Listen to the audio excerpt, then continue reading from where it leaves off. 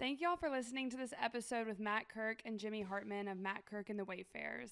Unfortunately, we had a little technical difficulty that cut out our mic audio about halfway through, so we had to pull from our phone audio. The quality isn't great about halfway through, but the conversation is, so please stay tuned for the whole episode because you won't be disappointed. Hey y'all, this is the Twin Rivers Music Scene podcast with your host Madison and Reed. We're here to highlight local and upcoming musicians in and around New Braunfels, Texas. We believe the Texas and Americana music scene is what truly makes this town special, and we are so excited to provide a platform for y'all to hear straight from the artists themselves. We hope y'all enjoy the Twin Rivers Music Scene podcast and stay tuned for more interviews posted every other Friday.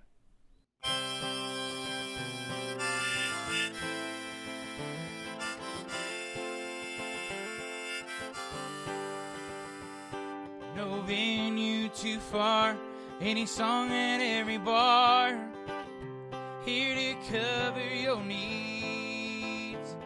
Twin Rivers Music Scene.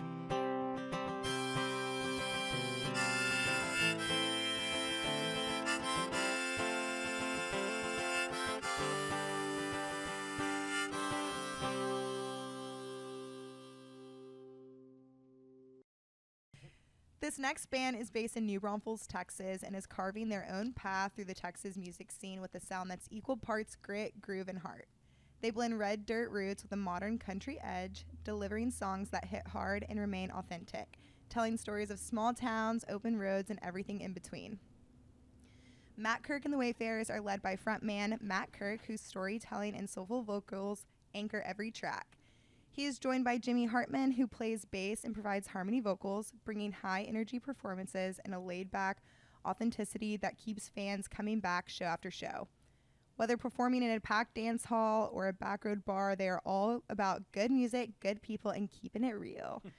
Twin Rivers welcomes our friends Matt Kirk and Jimmy Hartman to the Twin Rivers Music Scene podcast. Good morning, ladies. The crowd goes Thank you. What an wild. introduction. Yeah. Jimmy, I my like that. emotional Thank you. support buddy. A lot of times when you do things like this, people will just kind of copy and paste like your about section from your website or something. But that was very nice. Yeah, It was I like definitely did not you. copy I- and you thought, paste. you thought about it. I Yeah. did. I You did do your think about it. I research. do my research. I obviously Paraphrase. pull. Yeah, Yeah. exactly. Reword. So it's like not Edit. something you exactly That was heard good. before or wrote yourself No, on your own no, like bio definitely, page. because we know like what is on the stuff, and that wasn't on the stuff. So Yeah, that was Good a job. custom intro. yeah. Love it. I See, love it. guys, we don't copy everything. Yeah. All right, so don't mean to out y'all, but y'all do have a little something in y'all's drink. How are we feeling? How is it? Little tequila. It's early in the morning right now. Yeah. It's 10:30 on a Wednesday, Yeah. and we're not alcoholics. No. But We're just thirsty. And we're in a bar. And so we're in a bar. it makes you know, sense. Reed offered, and Yeah, of course. It was my doing. And it's gonna be a good I'll time. blame it on you. Yeah. Yeah. Well, rate the drink because obviously Reed's a bartender here, and so It's a delicious drink, actually. I would Thank say you. 10 I out of could 10 tell for it's sure. Made by a professional. The best Yeah. ranch water you've ever had. the Yeah, best well, bartender in Plastic Texas. cup. right? Well, yeah, thank well, you. we're just gonna have one. Matt said he couldn't have one, but I I'm gonna make sure he just has I one. said I can have one here. Well, yeah, thank y'all again for coming in. And we first met y'all in July when we were promoting y'all's show for Green Hall, your live album Yeah. recording. Can you tell us a little bit more about what that community reaction meant to y'all? Because the place was packed and it was such a great time. Months later now, having sat with that emotion and that experience and like looking back on it. I mean, my initial feeling was being completely overwhelmed in a good way, you know. And we prepared a lot, like we rehearsed a couple times. But we didn't have any idea how it was going to go until it was go time or whatever. So, in being on the backside of that, like the relief after everything going pretty smooth, you know, because we prepared as much as we could, and everybody else that we had involved, mixing engineer, and everybody did a great job. But I think for me, coming away from that, what I took from that was knowing that it is absolutely possible, and I do feel like we're ready to focus more on things like that. You know. Yeah, agreed. I think it proved to ourselves that we could throw a big show and have I'm not saying we have a big fan base yet, but we have a loyal fan base. We have a lot of friends and locals and people coming from Houston and all over, and Dallas and Austin and really all around Texas, but friends, family, new fans. It's pretty mind-blowing. You know, this band's only really been a thing. We put out our record in 2022, October of 2022, so it's really only been 3 years since we've officially started this band, and just seeing like I said, even though maybe not a massive fan base yet, they're diehard, you know. So we're really lucky to have that. Yeah, and they show up time and time again, and all of them showed up for that. Yep. They really are diehard. Like, we saw so many people wearing y'all's shirts or your hats in the crowd. And then also just the response that we got on social media too. Like, y'all were like one of the most viewed videos we've had, like interacted with and everything. So they are very supportive of y'all for sure. Yeah, it really was. And it was a great show. We had a great time. Speaking of the planning process, you said that y'all did a lot. What was that process leading up to the event? How do you even plan something like that? Well, I mean, it started for me with just a crazy idea. You know, we'd always talked about wanting to do a live record because the band is totally different in a live setting than we are on the record. I feel like that's where the band thrives. And, you know, sax player wasn't on the record because we hadn't started playing with him yet. Eric Dimmer. So I just got this crazy idea. We already had that date booked in the summer. And I asked, you know, the guys, the production team with Two Rivers. Yeah, y'all are Twin Rivers. Two Rivers production company. And it started at the bottom, and then I had to get approval from everybody. And once that was secured, it was like, what do we do? So then we had to do it. Yeah. And so like I said, jokingly, we rehearsed a couple times. But seriously, and I think the first rehearsal we didn't even like play. We just talked, right? I mean, it was like a 3-hour rehearsal, and we maybe played 20 minutes because we just mapped out all of our transitions and made a set list and all this stuff. And our buddy Jason, we rehearsed at his place in Green. And I saw him when Billy's was closing down the other day, and he was like, "Hey, man, are you guys mad at me or something?" I was like, "What are you talking about?" It's like, "Well, I hadn't been back to rehearse." And I was like, "Dude, we don't do that." You know? We should. Yeah, we should. We totally should. We've gotten away with basically not ever rehearsing. That's not completely true. I mean, we of course before we go into the studio we rehearse. Yeah. When we're working up new songs and stuff, but that kind of comes in little bunches, you know, like a small batch here and there. So we're not like getting together every week, though. We probably should. It'd probably be good. We for should, us. and we hope to, you know, this next year, like at least make once a month rehearsal. But in the beginning, playing as a band, you know, our first gig was a 4-hour gig at Green Hall, and it was like show up and play, and that's it. So doing that almost monthly for 5 years, that's plenty of rehearsal. Yeah, I was going to say 4 hours, a long time. Yeah, and that's why, like, when we were getting ready for the live record, it was just like, let's just sit down and talk about everything, our transitions, really vibe, you know. I think we did a good job capturing on the live record kind of just a roller coaster of emotions, you know, really coming out of the gate strong and high energy and making it a rock show and a party show, but also, you know, pulling at people's heartstrings, slowing it down, bringing it back up, just really managing the vibe, you know, from an emotional standpoint. And I think it worked out, you know. It's really made us step up our game. I don't think we have to talk about playing our parts. We're lucky to have a really high caliber band as far as all the musicians. They're all bad boys. I mean, I just like, you know, sometimes I'm all, okay, now what?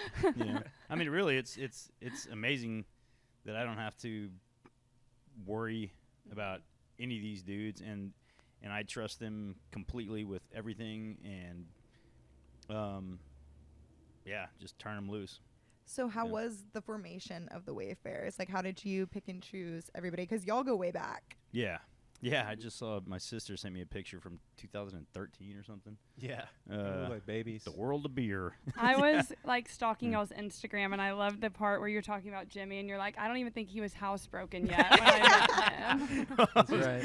Yeah, well, I'll tell you, I might say some weird stuff. But yeah, I mean, we were Matt The Kane, puppy. our keyboard player, and Matt go back to childhood, like 4 or 5 years old, or kindergarten, basically, or way playing little back. league baseball and soccer or whatever you guys did. We had a They go that far we back. shared a friend that they were on a soccer team together when they were itty bitty, So I have known Matt since I was like 7 or 8. They went to Mountain Valley, anyways, and I went to Bill Brown. Me and my buddy Dallas. My buddy Dallas has since passed away, but that was our introduction to each other, and we started playing music, I guess, late in high school. But Jimmy was a little bit younger than us. So we grew up in the hill country, all of Yeah. us, Bulverde, Spring Branch, Canyon Lake area, so not far from here. Hillbillies. Here in Hunter, Texas. I would say Braunfels. the Bull Dirty. Yeah, exactly, Bulverde. I grew up there too, so I can say Oh, that. okay, cool. That's right. You went to Reagan. I remember you said that. Yeah. So Damn. basically I almost neighbors, just was a valley, so rivals. I know. But I'm a little younger than them, so I didn't really know them when we were coming up. I knew his younger siblings. Yeah. And then I was kind of aware of them as like the older musicians. It's kind of funny, like Smithson Valley has for a long time had like a lot of musicians, like a lot. It's kind of crazy. I think it's just something in the water in the hill country, Canyon Lake, Dude, there was nothing Wimberley, else Smithson Valley, There's something Bulverde. in that river water. Right, For New real. Braunfels, San Upper Antonio Guadalupe. as well. I mean, this whole area of Central Texas, just a lot of musicians. So to do. Yeah. when I was Good coming ones. up, I was kind of aware of those guys. And then right out of high school, starting out, I was jamming with Matt Kane. Really here, we'd play here at Riley's and Billy's and locally blues bands and jam bands. But me and Matt been talking about putting together a band since For a long probably time. 2009 or 10 or somewhere Yeah. in there, probably 2010. Yeah. And it was just always a pie in the sky dream that we would do one day, many years from now, whenever it all aligned, the stars align, and it used to make me almost like sick that of wanting something so freaking bad, but not being able to do it. Which it sounds weird. Of course, I had to get some wiggles out there for a decade or so. is that what you call it? Yeah. Well, I What does just- that entail? What's the I wiggles? just had to, The wiggles out. I just had to make sure that I did all the stuff I needed to do before I got even remotely serious about anything. Yeah. Which I accomplished that big time. So, I mean, it wasn't until 2020. I mean, but he's absolutely correct. I mean, we would do these pickup gigs kind of throughout the hill country, whatever, drink beers, and at the end of the night, be all, dude, yeah, man, dude, yeah, dude, we're gonna play music together, yeah, dude. And then when that opportunity presented itself in 2020, I think a little while ago, I told somebody it was the year 2000, and they're like, "Oh my God, is it KMBT?" Oh, that's right. Yeah, talking to Rachel Swan, and Just I felt 20 years funny. off. Yeah. That's The what year I'm- 2000. Yeah. We're not that Pipe old, dream. everybody. No. Just Well, I mean, so the world knows. could have, but it definitely was A not. little It old. was 2020, and out of necessity, really. I think I mentioned in that blurb or whatever I put up about him. Green Hall closing down and then opening up and closing down and opening up, and my buddy Tracy Ferguson that was booking it. I mean, because nobody was playing, and it just happened to work out. She was like, "Hey, don't tell anybody, but we're opening Wednesday. We need a band Friday night." And I was like, "Yes, I can do that. I don't know how I'm going to do that. I don't know who is going to be there with me, but we're going to do it." So, I think I called Jimmy first, and, the rest is history. And that's when, like that, I guess you would consider a residency, monthly residency for 5 years, Yeah, and that started, and it was kind of a slightly different band, but it was like the core of me, Matt, and Matt Kane. Yep. And our buddy Kobe that Yep. goes way back with them as well. He was playing drums at the time, and just for a short while, and then it just kind of kind of just didn't work out scheduling wise, and just kind of he's in a different phase of life. And our buddy Brandon came in the picture, who we've all kind of known through the scene. Brandon Custer, our drummer, and he's the perfect fit for us. So we were very lucky to have him. Yeah, he's our bro. So it was just a love you, Brandon. Shout out. A very circumstantial thing as far as being able to create what I would consider the dream team as far as a band. You know, of course, all these guys playing with tons of other people as well, and so we had that unit, you know, for a few years, and then when Eric came on board, it was all okay. You know, we are complete. Love that. The missing puzzle piece. So, how would you describe everyone in your band if you had to give like a couple words of description? Because we haven't met all of them, so. Fart sniffers. No, I'm kidding. I'm sorry. Who's like the crazy one, would you say? Oh. Like Matt fun, Kirk. wild. Yeah, like myself. Well, I mean, I definitely am the most immature, as I just proved. But, you know, I'm not nearly as wild as I used to be. Really, I'm not, you know. I mean, I still like, yeah.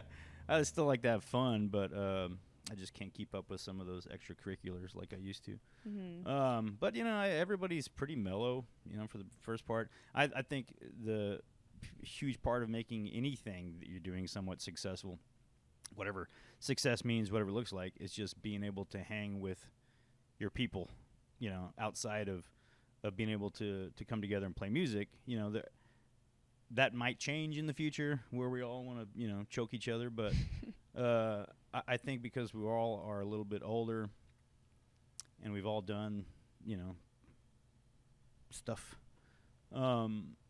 that we are super focused and we understand, you know, the goal. So we cut out a lot of the baloney, you know, and it's easy to focus and achieve your goals when you have everybody that's like-minded and ready and willing to do whatever it takes to get out there and kick some hiney. Right, yeah, everyone in our band is pro, you know, really pro musicians, so we're lucky in that regard. And so I think that kind of speaks to we see the bigger picture. You know, this band isn't going to be like a flash in the pan, and then 3 years from now we just hang it up. It's time to retire and get a real job. Like, no, we've all been doing this as our real jobs, at least some of us, and then on and off for a long time. So it's different in that regard, I would say. Everybody kind of understands the level of professionalism that we need to have, and as far as pushing each other musically, and also kind of being mature as far as our decisions as a band is creatively. I mean, in the studio, professionally, you know, what we're trying to do. I mean, I guess the bigger picture is we're trying to make great music. You know, we're trying to connect with people. That's everything, is the connection. I think all of us feel a sense of almost like a debt owed, because we all kind of came up in this scene, and we need to really, like, you know, like we talked about a while back, me and Matt, we want to leave a mark. You know, we want to be, we're lucky to be kind of part of that tradition, you know, of the bands that have come through New Braunfels and Green Hall and Central Texas and Austin, and we're just lucky to be a part of it. So I think we want to give it our best and like really respect it, and everybody has that sort of like mind. Jimmy said, you know, we have a sense of being indebted to the people that are invested emotionally in us. Now it's like we can't even consider being like, I don't know, let's go back to tile work or something. Because the amount of people that we have that support us all the time, that want nothing more than for us to continue, you know, to grow and continue to make music. Because really, I mean, for me, you know, music is and always has been like the ultimate healer and the ultimate bond, glue or whatever you want, in just humanity, you know. And that will never change for me, especially now after surviving my 20s.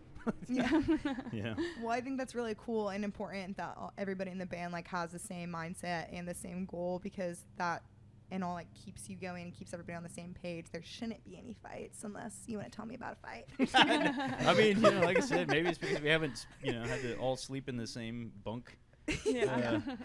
Well, yeah. Well, speaking of just like the New Braunfels and green scene, and like y'all are very passionate about it, what do you think like the best thing about the New Braunfels and green music scene? I mean, like, how does it mean to y'all? What do you think it has to offer compared to other music scenes? For me personally, you know, kind of growing up in this area, I'd say this area, the San Antonio, New Braunfels, Spring Branch, Austin-ish area, I didn't understand until just a few years ago how important this scene is, because it's pretty big, and you know, and I'm sure y'all have seen people starting to move here from other places, not like move here from Kenyon Lake. I mean, like moving here from like Nashville across the even, country, and you know, to be part of the thing. And I have seen a handful of them get chewed up and spit out, you know, and then you know go back home with their tails between their legs, which is crazy. And there at times this area has been slightly cliquish, which to me is always comical.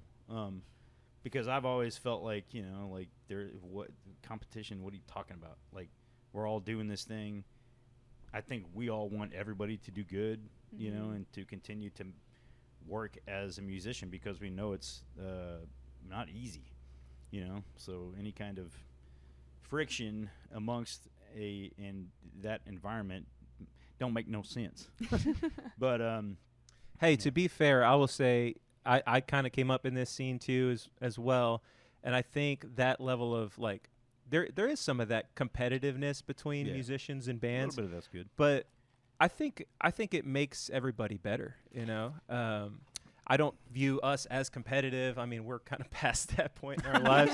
We've got kids and stuff. We're dads. But I think it has made us better musicians by coming up amongst a lot of great bands and musicians around this area and when we've traveled as well.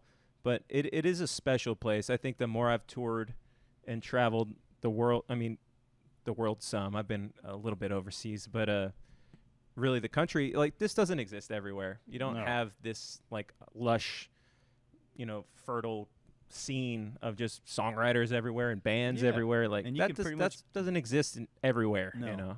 And we have seen that specifically at our gigs at the Hall monthly for years, is like people come from all over the world. I mean, not, you know, to go to Green Hall and blah, blah, blah. And because everybody knows there's going to be some pretty high caliber music taking place in there. So that was a big eye opener for me, you know.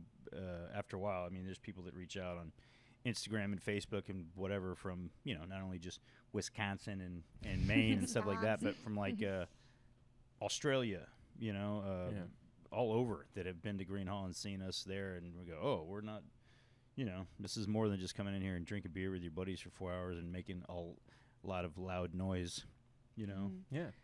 Yeah, so I think the scene just kind of, we all rub off on each other, and that's kind of what makes it cool, makes it special. Yeah. And we're all supportive, you know, like, I don't think it's a competition. It's just, you know, everyone, I want to see everyone be like the best versions of themselves, you know, and you got to start somewhere. Like, I sucked at one point. Like, everybody has to start somewhere.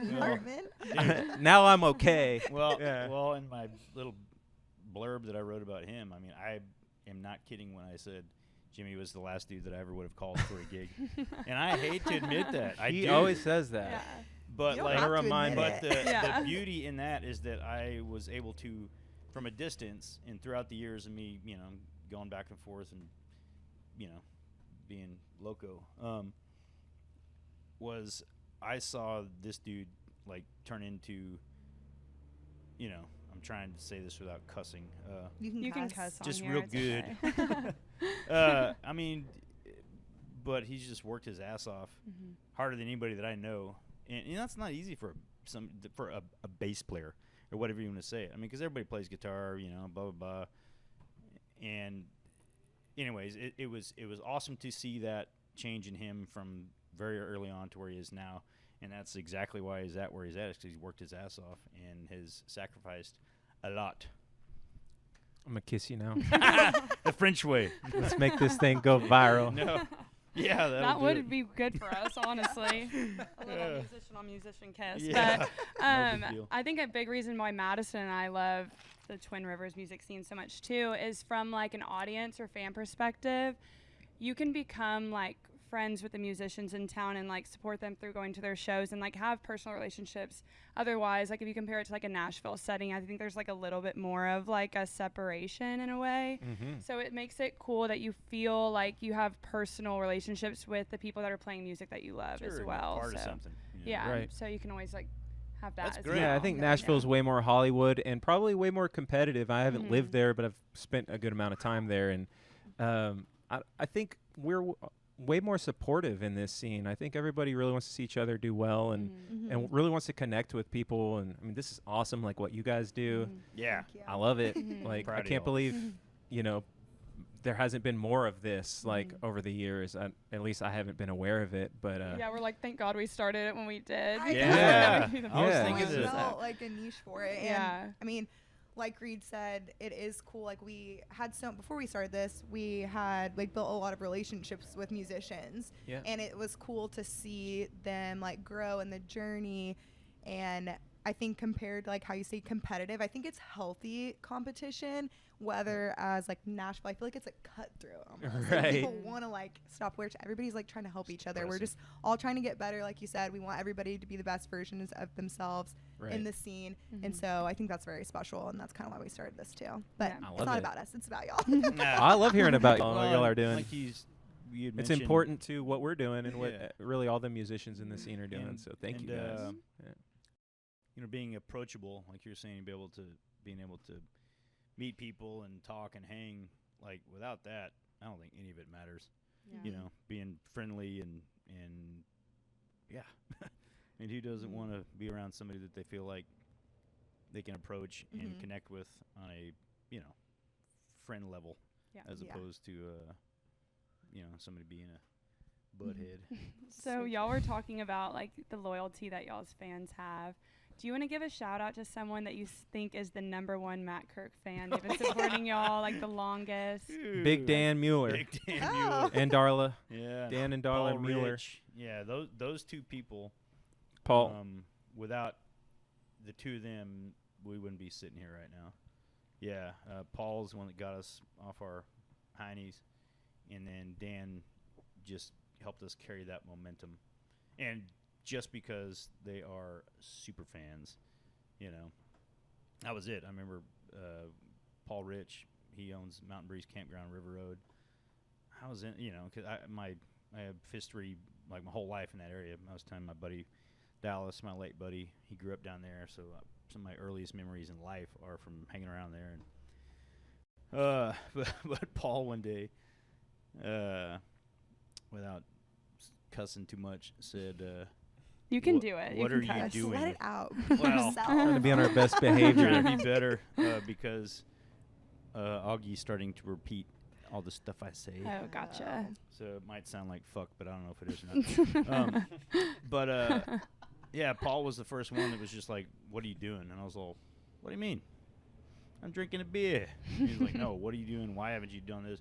Blah, blah, blah, blah, blah. I was like, dude, I don't got no money, man. You know, because ultimately, you know, you got to have a little bit of cheese to get started, you know. And but yeah, going back to your question, who the super fan, two biggest supporters or group of supporters is absolutely Big Dan Mueller, Paul Rich, and Dan's wife Darla. Of course, you know, our families too. And there's many more. I mean, we could shout out a bunch. Oh my God! Yeah, but I wouldn't want to leave anybody out, and then the list would get long. And yeah, then I'd start crying. Yeah, we're gonna have kisses friends, on the family, crying. yeah, all the things. Okay, so y'all have a single coming out, which when this podcast releases, the single will be out at the same time. Yeah, Can you give us some insight on that? For sure. You know, I mean, we recorded it as the full band at the Zone in Jipping Springs, which we definitely feel like is our home base as far as the studio goes. But the song itself was the first song that I feel was like had that singer-songwritery thing, which seems to be an impossible market or whatever to infiltrate. But, you know, it came together great with the band. You know, I mean, I could, and I gotta not say weird stuff. The song is called Without the Dark, and it's going to be out on October 24th, Thank you, Jimmy. 2025. Yes. I think 2000. the day that this comes out as well, Yes, exactly. if all goes according to plan. Yeah, absolutely. Song is uploaded and it's ready to be turned loose for sure. Art's all there. We hired a promoter to push it, to radio and stuff like that. But it's, I think with all of our tunes, they're all so different stylistically, which kind of hurts us more than it does good. But this, I feel like, is a really palatable song. It's emotionally charged, which I don't know if that's good or bad. It's just a real song, So we're all excited to have that out, and to keep little crumbs for the people. Yeah, like I guess was it earlier this year? It might have been last year. Matt had sent like a demo of Without the Dark to the band, or to maybe to me and Brandon. I can't remember. Which he'll do periodically. He'll just record like acoustic and vocals on the iPhone, an idea. And that one for me, it made an impact on me from the very get-go.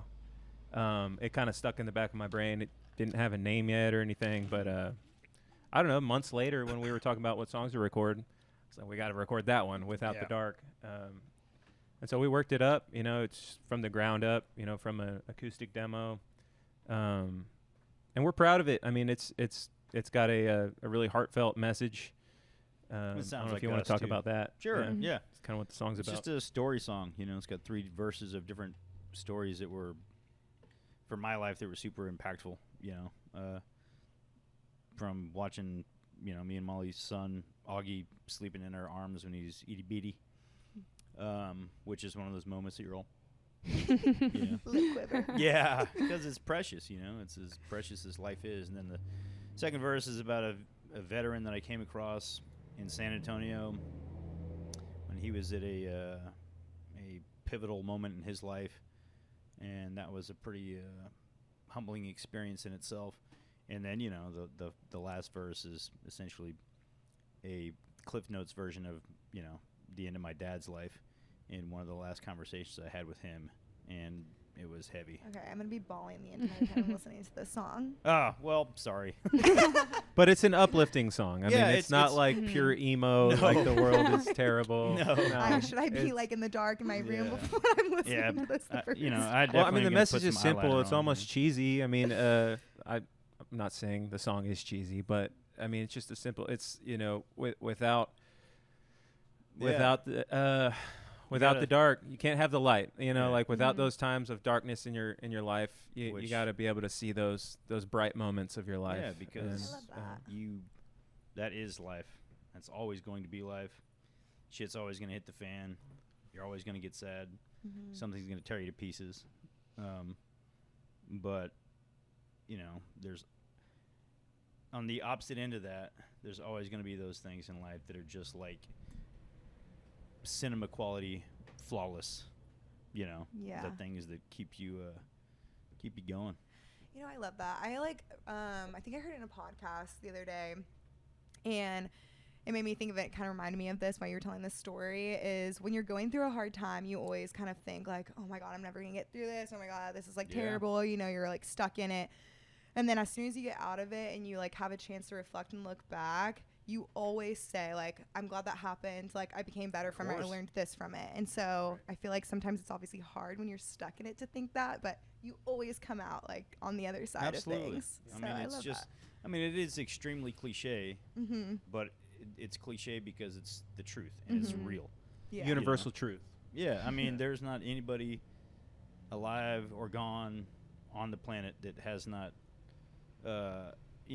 locked horns with darkness. And if you haven't yet, you will. It's coming for you. Yeah, your time's coming.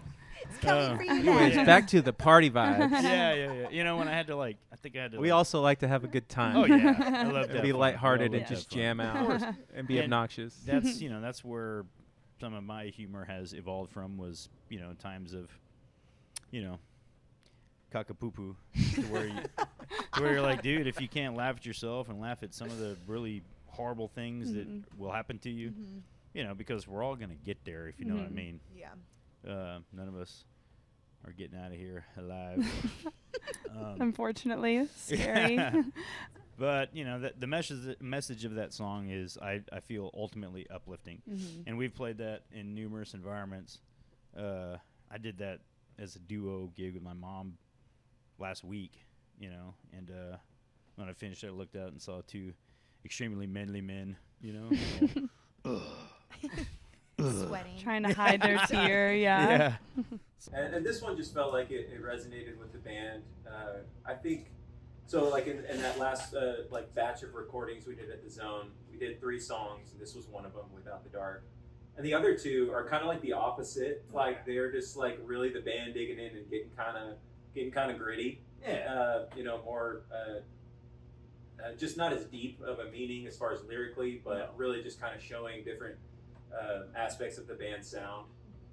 It's kind of more for us, more musically fun. So this one, though, you know, it just really felt like this one is special. We got to put it out sooner than later. So we're putting it out on October 24th. We're excited for it. And it will be, you know, we have, aspirations of a second record like next fall, and this will be on that, of course.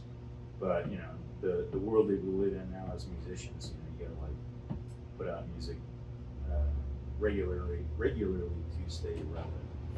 But that's kind of where the live record thing fell in. Of course, we have a plan to release that, blah blah blah. And I'm doing a gig at the Redbird next month, and I'm gonna record that, put that out, which is totally solo. You know, that whole songwriter, singer-songwriter thing. But just moving forward, and that song specifically, I think we're all excited about because it is definitely like a adult contemporary, easy listening. You know, we have a little bit of that on our album. You know, our first full record. ballady stuff. We have some ballady songs, but I mean, you guys have seen our live show. We also we really like to be obnoxious and jam out. Oh yeah, I love it. Yeah. And keep it high energy and dancey at times, and letting everybody kind of flex their chops a little bit. Yeah, it's fun. It's fun for us and it's fun for the crowd. So we're trying to keep that balance. Yeah. You know? For sure. It's a good balance. Yeah. When we saw y'all at Green Hall, y'all had some women come up on stage. Was one of them your mom that you sing with? Can you tell us about who they are and like what they do with y'all's band? Yeah, that's my mom, my sister, and my niece. So all They three. were amazing. Well, thanks. They'll see this and hear that. Yeah, my mom, she's been a career musician, you know, since like 1976. I was the only one foolish enough to follow in her footsteps. My sister is a captain with the San Marcos Fire Department. Awesome. She's a bad you know what, but she sings and plays a little bit of guitar and stuff like that. And then my niece, who's 17, she sings her ass off. So that was, I kind of was like, we're gonna have them be part of this, you know, because they did sing on the record, you know. But it's, I definitely peacocking with pride when the country sirens come up there and do their thing. That was a very proud moment for me personally, to have them up there doing it. It meant a lot to everybody, I think. And anybody that knows Matt and his family, like the Kirk family has been a thing as far as musically, and they do like a yearly Christmas show at Green Hall, and it's the Kirk family, but they're all talented. They're a musical family, you know, and so it's cool to have some of them be a part of our live record and our other recordings as well. Yeah. And it wasn't just like because they're family, because they're good enough. Yeah, they're also really good. Yeah. But yeah, you can tell where Matt gets it from. Well, y'all are both dads. Yeah. Do y'all hope that y'all's kids like following y'all's musical footsteps? Kind of. Like, how do y'all feel My about first that? reaction is no. If you have the bug, if you catch the bug, you can't really help it. We've talked about that a lot. Matt likes to say, the music haunts us. Yeah, because you got to be a little bit crazy to do this for your career and to do it for a long time. But there's something in you that that makes you do it. I don't know.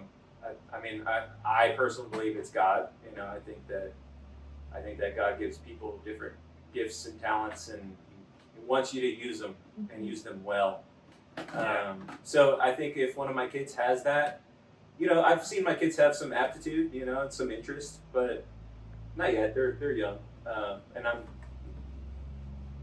like I said, it's kind of a curse. Yeah. You're not telling them join choir or join band right now or anything, or like letting them do it. No, I mean, one of my kids is playing piano. He's taking piano lessons, and the others tinker around on instruments at home. But I was gonna say, like, make them play an instrument because.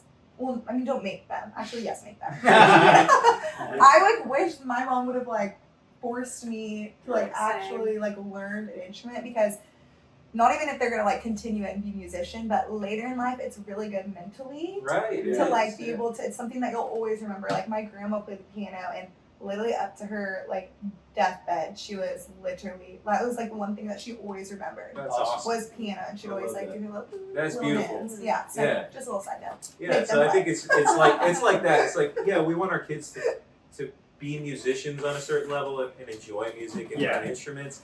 But like the life that we've lived as professional or career musicians, like the real life. Not that way. It's not all rainbows and butterflies. No, and there's a lot of awesome parts to it too. I don't want to sound like negative Nancy over here. No, but I'm very blessed. We're both very blessed. We've got to do some cool shit. Yeah, and really, I mean, that's, you know, like my mom, when I first really dug in, you know, I thought she was going to be all excited and happy and proud, and she was not at all. I mean, that kind of pissed me off. Because she knows. Yeah, that's what she said. She goes, all right, you're serious about this. I'm telling you this right now, one time, it's a blessing and a curse. And I was all, you know, what do you know? And, you know, she's absolutely right. But, you know, Augie, he's ate up with music, you know. He's got all kinds of little toy instruments and stuff, and even his little teeny tiny guitar. He like acts like he's tuning it up, you know. So cute. And anytime he's around anybody on the stage playing, he always, first thing he does is try and get up there. And when we don't allow him, he's like, "What? This is my thing. It's what I do." But on our live record before that song, Without the Dark, because we did that song that night, he was walking up to the stage trying to climb up there, and Ollie grabbed him to pull him away, you know, because we were trying to do something, and you can hear him squeal. You know, that is freaking hilarious. Like in the record. Yeah. That's we've recently like wrapped it up and got it all mixed and mastered, and it's really cool to hear those little things. Like that's really what makes it special. Is like I know I heard our buddy, I don't know if he'll watch this, but Justin Murray, who we both I played here at Riley's with him, and we both go away. I know I heard him in there. I think I heard one of my cousins yelling. Heard cute. Justin whistling. You know, Augie screaming in the front row. Yeah. Those little things you hear in the background at a certain moment of a certain song. It's pretty special. It's pretty cool. Yeah, we're really excited, especially now that all the hard part is over. When can fans expect for that album to be out? Well, we're probably going to release it digitally in the spring. We're in the talks right now of making a plan for that. We're going to put it on vinyl, probably double vinyl, because I think it's like 19 songs. And so we're just in a kind of a weird place. We're going to try and shoot for a ticketed show for the release of that at Green Hall, probably next summer. Whether that happens or not, you know. We're going to do a show, whether it's there or it could be somewhere else around here. Yeah. We hope to do it there. Just scheduling is a thing. Yeah. You know? Yeah. So, I mean, we could turn it loose right now, but, you know, we have to make a plan. Of course, vinyl and all that stuff is going to be ready for a long time because it takes a long time to put art together and get the tracks there. And I think the vinyl company's turnaround is 3 months or something. You know. I was gonna say, I think Zach Walter was telling us about that, and I was like, I need to get in the vinyl business because there's only 3 people Oh my do it. God. And I was like, man, it's a vinyls. niche market, and it's becoming more popular. You know, I think people want to have a physical piece of artwork. Yeah, well, it's awesome. Whether they even spin vinyl often or not, they just. A lot of people have those. I want to have tabletop record players, and they're great. You know, I mean, that's perfect to put on while you're fixing breakfast or whatever, or dinner. You know, because you have to listen to the whole thing. Yeah. You can't just pick one song. Yeah. Dang, I should have brought this. So yeah, hopefully the live will be the live at Green Hall will be out in the spring. Yeah, digitally. We'll follow up with a big show and do a vinyl release. Yeah. We'll be there. Awesome. Okay, so I want to talk. I know we were kind of talking a little bit off camera, off podcast, so you call it, about kind of like next steps, how y'all are trying to grow. Can you tell us more about that? Kind of like how y'all want to grow out of the bar scene a little bit, Sure. expand shows. Yeah, I mean, I read a quote somewhat recently. Charlie Crockett said, "If you're in the local newspaper and you're playing, for free, you know, every night or whatever, monthly or it's kind of hard to sell tickets. So for us, I mean, we just have to understand that you got to take a leap, whatever that means, and it's scary as hell. But you know, like I talked to had a fluke deal and hung out with Robert Earl 2 years ago, I guess. A buddy of mine, Cameron, shoots all this stuff, and he was talking about how, like, you know, maybe saturating the area, playing a little bit, and it wasn't until he decided to take a step back and focus on growing something that, you know, 30 years later, whatever he has, 2 sold out nights at $135 a ticket. So that's really just our goal, is for us to focus on that, becoming a band that is playing, you know, ticketed, whatever. But more so going in and playing original music, maybe a tasty cover or two, but focusing on shows and not an arrogant Difference way. between shows and gigs, right? Yeah. And going in and playing, you know, because when we go to these gigs that are 45 minutes or an hour and a half or whatever, around 15, some opening gigs, stuff like that, where we really write a set, or like we did for the live record, and we just go in there and it's, you know, we just go to work. You know, it's not like going somewhere and playing 3 hours. You know, you're trying to figure out what kind of cheese you want on your burger when you're going home. And just being, you know, taking it to the next level, being Yeah, we're kind of just hoping 2026 we can really just grow a little bit more. I mean, regionally. Right, regionally, meaning not always. It's not that we're against playing locally. It's not that. It's that we just really want to make it a special thing where we do it every, I don't know, 3 or 6 months instead of every month or all the time, and really branch out. Because we're all in a place in our lives where, you know, we want our shows to count. We really want to do a special show and give our fans and new fans the best version of it. You know, not us playing in the back of some burger joint. I'm not saying Sam's Burger Joint. I didn't mean that. I love Sam's Burger Joint. It's one of my favorite. Okay, Burger Joint's not there. Some bar. Some bar, just like Roadhouse. Right. Bar. No, I think the reason why I ask is I think it's a real thing, right? When, especially for upcoming musicians, it's not arrogant or anything. It's, you know, you come to a time in your career where you kind of have to reevaluate and kind of do another business plan. So I think it's interesting to like note out and say that, you know, it's okay to kind of like pull back and spend your time where you want it, and that's because that's the only how you're gonna grow. Because if you keep doing the same stuff, you're just, number one, you could get burnt out. Yep. And you're just not. We know. Yeah. You're like, out don't have to tell me twice. Yeah. So I think it's interesting and, you know, well, cool quality set. over quantity. You know, and not that we want to deprive anybody of music or anything.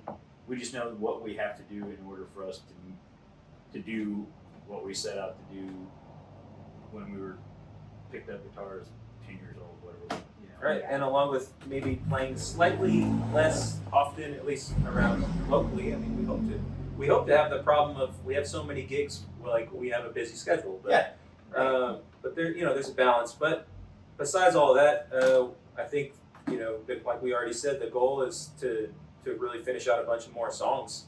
Yes. I mean, we have a handful that are already pretty much done, and we have some more in the works. And but really just focus on the next chapter of the band's sound and recording a second full-length allow album. ourselves to be creative. Yeah. Because we've never really done that, as a band, because we feel like, being a band is different than just, being some dude that stands up there with some people behind him. We feel like we're all part of this thing, and we definitely owe it to ourselves to at least give the chance to make music, and take our time with it. Yeah, absolutely. Speaking of those types of shows where you're saying like quality over quantity, because y'all are both super busy in other parts of your life, you're both dads and everything, and you also play with Josh Abbott and Jimmy.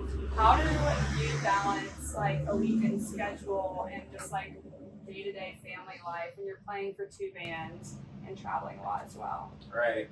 It's tough at times. I mean, my wife will be the first to tell you and tell me. But we've been, this has been my career and my lifestyle for a long time. So I've been very lucky to find a balance. Both Josh Abbott and Matt Kirk both get being a dad. They understand it. And like what we're talking about here, it's like having a balance in your life.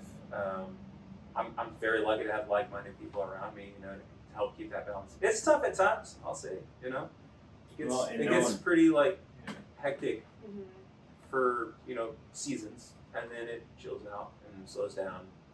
So just ride the wave, I mean, it's I think everybody's, whether you're, whatever career you're in, it's always a bit of a struggle to find balance in your life of quiet time, exercise, hobbies, friends. Mm-hmm. I don't ever get to go to weddings, which sucks. Honestly, But not that I really want to go. Yeah, you don't want to go. I wish I had more excuses. But I haven't been to one in a long time. It's like any career musician knows, you're gonna miss a lot of that stuff. You're gonna miss weddings.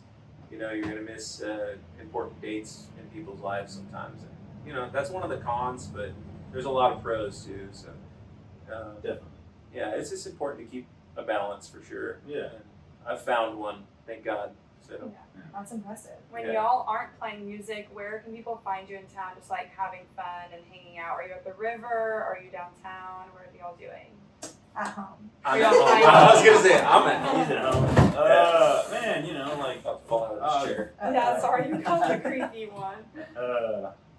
I'm a river dog, so now that it's cooling off a little bit, probably not gonna go as often. But I mean, you can walk Augie down to the bridge, or me and Molly and Augie and the dog would go down there, the bridge in Green. Mm-hmm. For me, that's don't get any better than that. Other than that, I pop into Green whenever I can.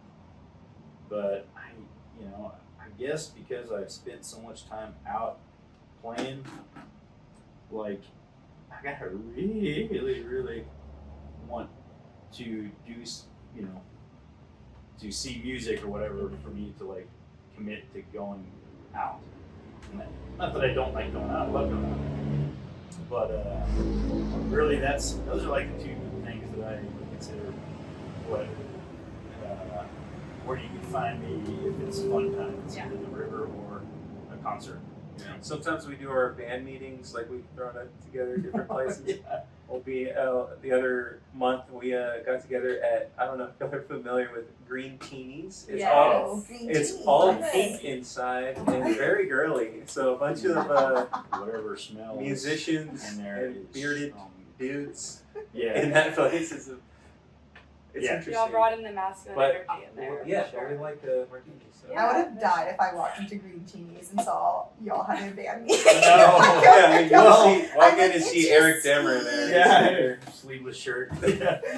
Well, what shows y'all have coming up? Obviously, this is going to drop the 24th. Yep. So anything after that where fans can come and see y'all and to follow y'all online? Sure. Yeah, well, follow us online. We got band Facebook, the band Instagram. Website, MattKirkandTheGüeyfarers.com, that has all of our internet happenings. You can sign up for the email list there, I'm sure. 24th, we are at a cancer benefit in Spring Branch on Hall for a friend of ours that me and you grew up with. And the 25th, Saturday, we're here at the airport for Come Out Conservation's Keep It Country Jam. We did it last year 2 years at the Tavern, but that's open to the public. You just got to get on the website and buy tickets. So yeah, we were just looking at that. It's Dallas Borough, us. Yeah, Billy Jeans, Owen Temple. Billy Jeans, Owen Temple. So it'll be a cool day. It's, I guess we're playing in a hangar. October 25th, so that'll be cool. Yeah. And then we got a couple gigs at the Hall in November 2nd and November 30th.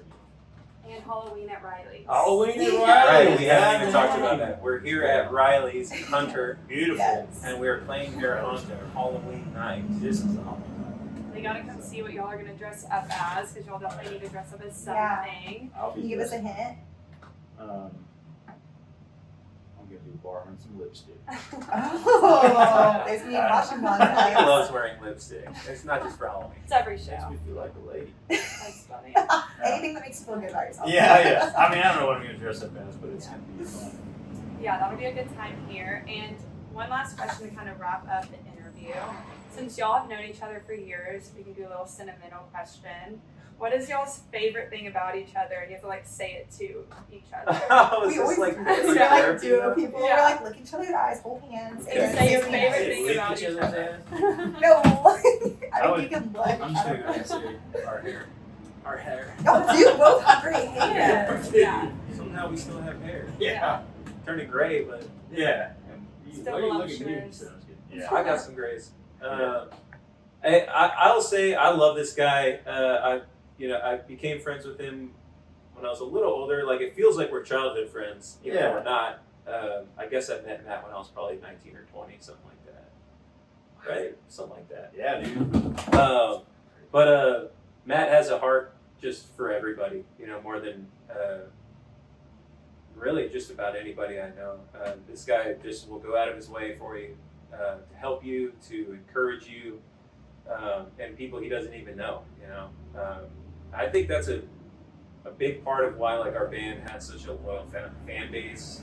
They see that in Matt, and I think in really the whole band, everybody, just great-hearted dudes. But it stems from this guy. He's got a big heart for people, and he tries to give love to everybody. So I love that about this dude right here. Dude. If I'd had one more sip of that, I definitely would have cried. Thank you, Jimmy. I love you, man.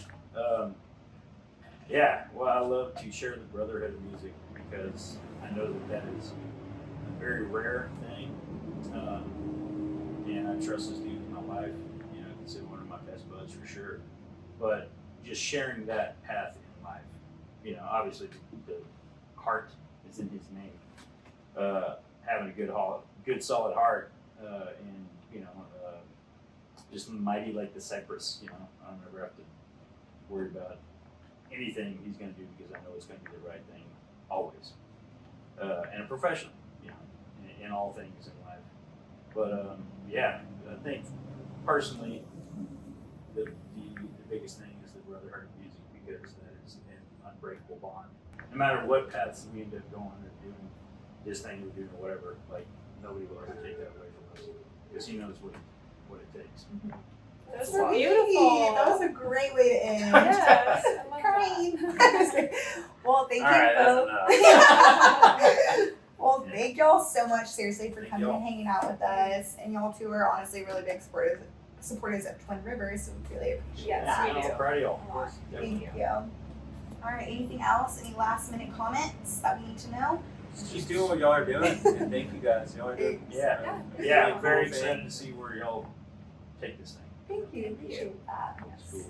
All right. Well, again, this has been the Twin Rivers Music Scene podcast with your hosts Madison and Reed, and our guests Matt Kirk and Jimmy Hartman. Thanks, guys. Thanks, y'all. Adios. See you shot. Right. Oh. Scroll down.